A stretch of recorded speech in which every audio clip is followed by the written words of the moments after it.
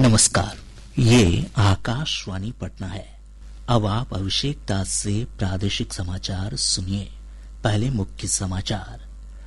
प्रधानमंत्री नरेंद्र मोदी नई दिल्ली में विकसित भारत यंग लीडर्स डायलॉग 2026 के समापन सत्र में हो रहे हैं शामिल। कहा, युवाओं का सामर्थ्य ही देश का सामर्थ्य है। प्रधानमंत्री नरेंद्र मोदी 17 जनवरी को पश्चिम बंगाल के मालदा से पहली वंदे भारत स्लीपर ट्रेन को हरी झंडी दिखाकर करेंगे रवाना। बेहतर पुलिसिंग के लिए राजधानी पटना में आज से 2 दिवसीय पुलिस सम्मेलन की शुरुआत। मुख्यमंत्री नीतीश कुमार ने किया उद्घाटन। और राजधानी पटना समेत प्रदेश के अधिकतर हिस्सों में धूप खिलने से लोगों को ठंड से मिली मामूली राहत। अब समाचार विस्तार से। प्रधानमंत्री नरेंद्र मोदी ने कहा है कि युवाओं का सामर्थ्य भारत को विकसित राष्ट्र बनाने की दिशा में सबसे महत्वपूर्ण भूमिका निभाएगा। नई दिल्ली में विकसित भारत यंग लीडर्स डायलॉग को संबोधित करते हुए श्री मोदी ने कहा कि युवाओं की सफलता ही देश को नई ऊंचाइयां देगी। आपका सामर्थ्य, आपका टैलेंट, मैं हमेशा आपकी एनर्जी से खुद भी एनर्जी पाता रहा हूं। और आज देखिए, आज आप सभी विकसित भारत के लक्ष्य की बागडोर थामे हुए हैं। श्री मोदी का संबोधन जारी है। इससे पहले प्रधानमंत्री ने प्रदर्शनी का निरीक्षण किया और युवा नेताओं से बातचीत कर उनके नवाचारों और विचारों को जाना।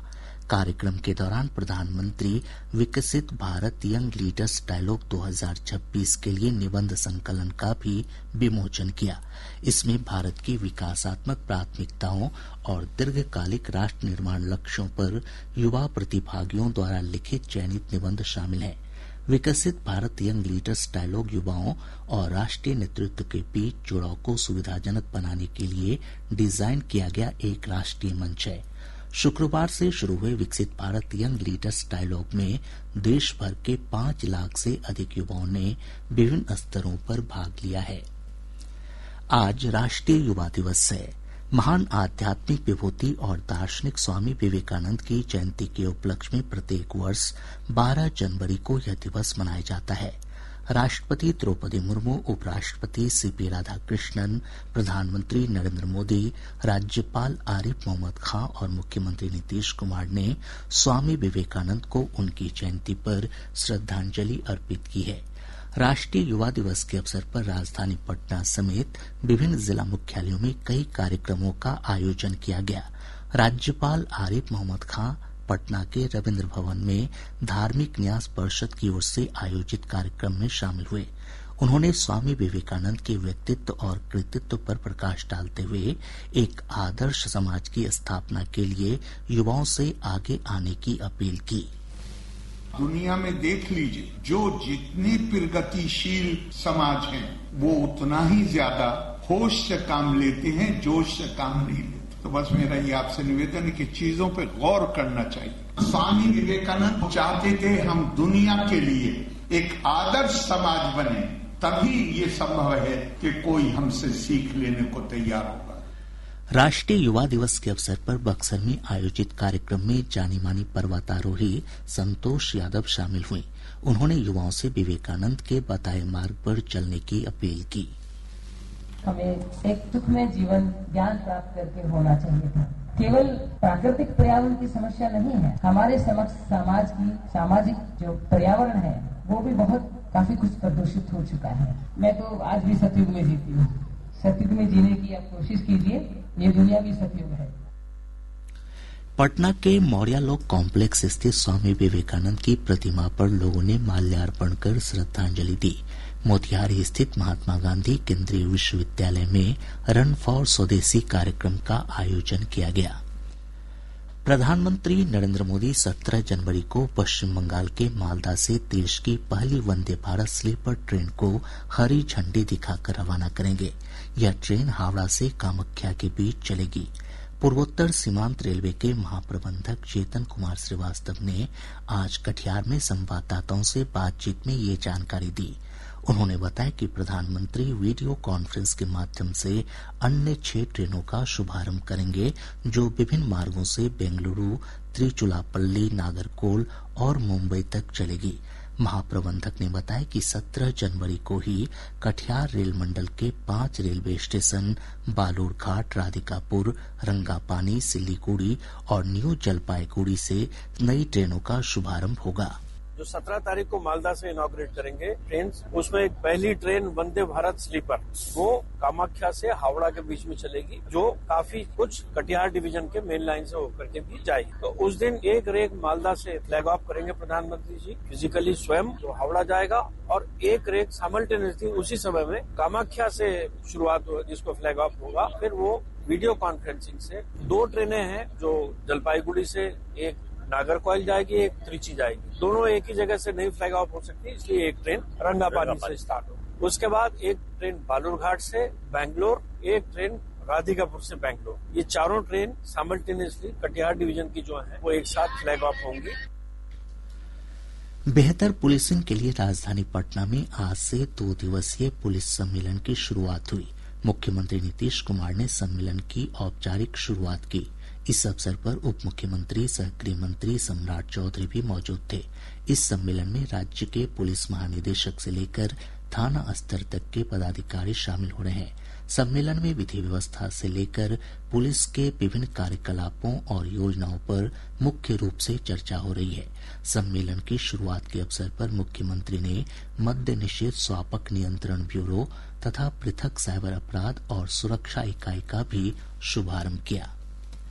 भाजपा के प्रदेश अध्यक्ष संजय सरावगी ने कहा है कि मुख्यमंत्री नीतीश कुमार की समृद्धि यात्रा से प्रदेश में विकास योजनाओं को नई रफ्तार मिलेगी। बेगूसराय में संवाददाताओं से बातचीत में श्री सरावगी ने कहा कि समृद्धि यात्रा के दौरान मुख्यमंत्री की पिछली प्रगति यात्रा में की गई घोषणाओं के कार्यान्वयन की भी समीक्षा होगी।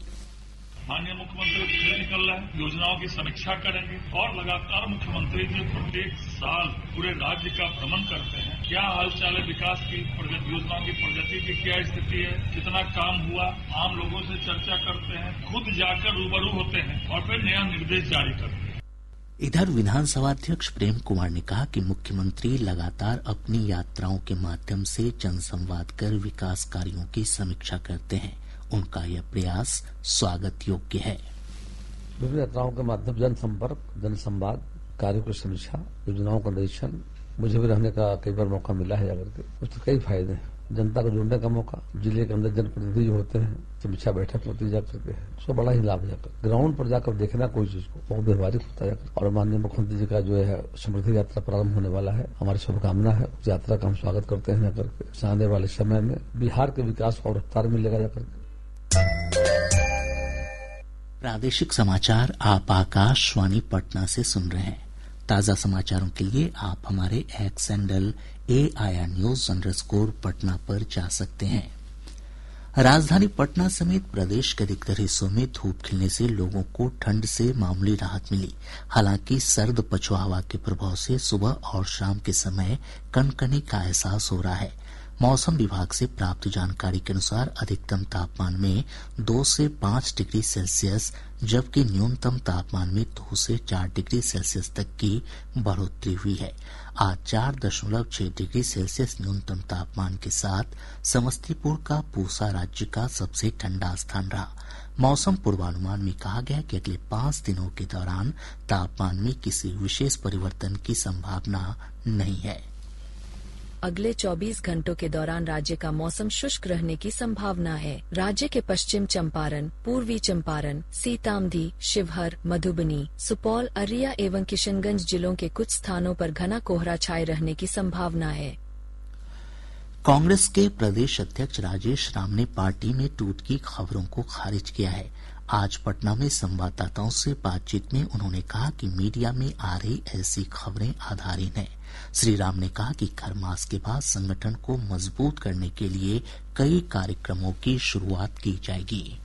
कहने के हम भी कह सकते हैं कि बीजेपी के और जदयू के भी हमारे संपर्क, तो ऐसा कहना, मैं लगातार 2 टर्म में विधायक रहा, लगातार चलता रहा, लेकिन जो टूटने वाला रहता है वो पता भी नहीं चलता है। हम समझते हैं कि खरमास में हर नई संगठनात्मक काम, नई ऊर्जा के साथ, नई सोच के साथ हम संगठन को मजबूत करेंगे और खरमास के बाद कई ऐसे बातें होंगी जो आपके बीच में हो। जाने माने भोजपुरी गायक और जन स्वराज नेता रितेश पांडे ने पार्टी की प्राथमिक सदस्यता से इस्तीफा दे दिया है। एक सोशल मीडिया पोस्ट में श्री पांडे ने ये जानकारी दी। रितेश पांडे करघर विधानसभा सीट से जन स्वराज की टिकट पर चुनाव लड़े थे। उन्हें हार का सामना करना पड़ा था। राज्यसभा सांसद उपेंद्र कुशवाहा ने सासाराम के पुरानी बस स्टैंड वेंडिंग जोन में वेंडरों से मुलाकात की और उन्हें हर संभव सहयोग का भरोसा दिलाया। इस दौरान वेंडरों ने सांसद को अपनी समस्याओं से अवगत कराया। उन्होंने वेंडरों से आग्रह किया कि वे सामूहिक प्रयास से शहर को जाम मुक्त, स्वच्छ और सुंदर बनाने में सहयोग दें। केंद्र सरकार ने सोशल मीडिया पर प्रसारित हो रहे उस संदेश का खंडन किया है जिसमें दावा किया गया है कि सरकार छात्र लैपटॉप योजना 2026 के अंतर्गत मुफ्त लैपटॉप दे रही है। पीआईबी की फैक्ट चेक इकाई ने बताया कि यह दावा फर्जी है और सरकार ऐसी कोई योजना नहीं चला रही है। निगरानी जांच ब्यूरो की टीम ने पूर्वी चंपारण के रक्सौल से राजस्व कर्मचारी सोनू कुमार को 5,000 रूपये रिश्वत लेते रंगे हाथ गिरफ्तार किया है। गिरफ्तार राजस्व कर्मी शिकायतकर्ता से परिमार्जन के नाम पर रिश्वत ले रहा था। माध्यमिक शिक्षक पात्रता परीक्षा 2025 में धांधली का आरोप लगाते हुए अभ्यर्थियों ने आज बिहार विद्यालय परीक्षा समिति पटना कार्यालय के समक्ष प्रदर्शन किया। प्रदर्शनकारी छात्र गलत उत्तर कुंजी के आधार पर परिणाम जारी करने का आरोप लगा रहे थे। दरभंगा राज परिवार की महारानी काम सुंदरी देवी का आज दरभंगा में निधन हो गया। वे 93 वर्ष की थीं और पिछले कुछ दिनों से बीमार चल रही थीं। काम सुंदरी देवी महाराजा कामेश्वर सिंह की पत्नी थीं। उनके निधन से पूरे मिथिला में शोक की लहर है। लखीसराय जिले की ताइक्वांडो खिलाड़ी अमीषा पटेल ने अंडर 38 किलोग्राम भार वर्ग में शानदार प्रदर्शन करते हुए टॉप 8 खिलाड़ियों की सूची में अपना स्थान बनाया है। इसके साथ ही वे वर्ल्ड स्कूल सिलेक्शन ट्रायल और खेलो इंडिया के लिए चयनित हो गई हैं। सुपौल जिले के त्रिवेणीगंज थाना क्षेत्र के शिवनगर में पुलिस और जिला आसूचना इकाई की टीम ने छापेमारी कर 4,30,000 रूपये मूल्य की प्रतिबंधित कप सिरप के साथ एक तस्कर को गिरफ्तार किया है। पूर्णिया जिले के अमौर थाना क्षेत्र में एक तेज रफ्तार ट्रक की चपेट में आने से मोटरसाइकिल सवार 2 लोगों की मौत हो गई। किशनगंज का ऐतिहासिक खगड़ा मेला आज से शुरू हुआ। इस मेले को एशिया का दूसरा सबसे बड़ा पशु मेले के रूप में जाना जाता है। मुंगेर मुफस्सिल थाना क्षेत्र अंतर्गत बरदा गंगा घाट के पास से पुलिस ने हथियार की खरीद बिक्री करने के आरोप में 2 लोगों को गिरफ्तार किया है। इनके पास से 2 देशी पिस्तौल और 8 कारतूस बरामद किए गए हैं। शेखपुरा जिले के भोजडी गांव निवासी सुमित कुमार ने ओडिशा में आयोजित ओडिशा स्किल्स 2025-26 प्रतियोगिता में शानदार प्रदर्शन करते हुए कांस्य पदक जीता। पटना के रूपसपुर थाना क्षेत्र से पुलिस ने शराब और हथियार के साथ 4 अपराधियों को गिरफ्तार किया है। शेखपुरा की पोक्सो अदालत ने एक नाबालिग का अपहरण कर उससे अनैतिक कार्य कराने के मामले में दोषी विजय साग को आजीवन कारावास और 2 लाख रुपए अर्थदंड की सजा सुनाई है। और अब अंत में मुख्य समाचार एक बार फिर। प्रधानमंत्री नरेंद्र मोदी नई दिल्ली में विकसित भारत यंग लीडर्स डायलॉग 2026 के समापन सत्र में हो रहे हैं शामिल। कहा, युवाओं का सामर्थ्य ही देश का सामर्थ्य है।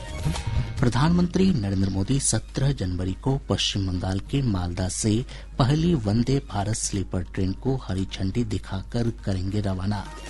बेहतर पुलिसिंग के लिए राजधानी पटना में आज से 2 दिवसीय पुलिस सम्मेलन की शुरुआत। मुख्यमंत्री नीतीश कुमार ने किया उद्घाटन।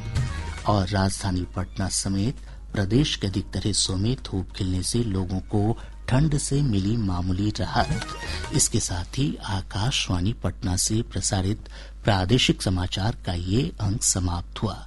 आकाशवाणी पटना से अगला समाचार बुलेटिन प्रातः 8:48 से प्रसारित किया जाएगा।